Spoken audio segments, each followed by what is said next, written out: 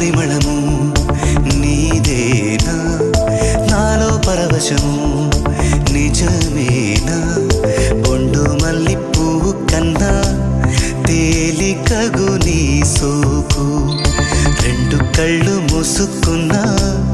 లాగు మరి నీ వైపు సొగసును చూసి పాడగాయలా కనులకు మాట రాదుగా అలా వింతల్లోనూ కొత్త వింత నువ్వేనా ఆ అందం అంటే అచ్చంగాను నువ్వే